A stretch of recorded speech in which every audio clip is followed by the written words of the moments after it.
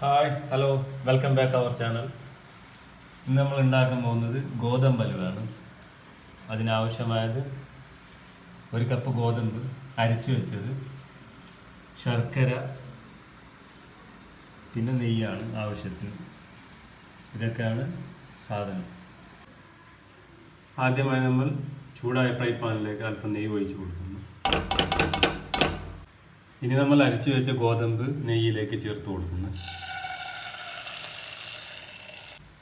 ഇനി ഗോതമ്പ് മാവ് കുറുകുന്നവരെ നമ്മളിതിനെ ചെറുതായി ഇളക്കി കൊടുക്കുക. ഇനി നമ്മൾ ഇതിലേക്ക് ശർക്കര വെള്ളം ഒഴിച്ചു കൊടുക്കുന്നു. നിങ്ങൾ ആവശ്യമനുസരിച്ച് ചേർത്ത് കൊടുക്കേണ്ടതാണ്. നമ്മുടെ ഹലുവ ഏകദേശം റെഡിയായി വന്നിട്ടുണ്ട്.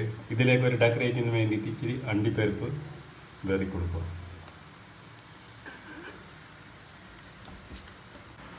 നമ്മുടെ ഹലുവ റെഡി ആയിട്ടുണ്ട്. നമ്മൾ പ്ലേറ്റിലേക്ക് മാറ്റിയിട്ടുണ്ട്. ഇപ്പോൾ ഇനി ഇത് നല്ല ചൂടോടെ കഴിക്കാം, അല്ലെങ്കിൽ തണുപ്പിച്ചതിന് ശേഷം കഴിക്കാൻ പറ്റും.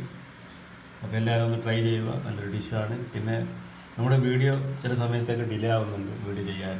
അത് ജോലി തിരക്ക് കാരണമായതുകൊണ്ടാണ്. എന്നാലും നിങ്ങൾ വീഡിയോ ഇഷ്ടപ്പെട്ട ലൈക്ക് ചെയ്യുക, ഷെയർ ചെയ്യുക, ബെൽ ഐക്കൺ അമർത്തുക. Okay, thank you.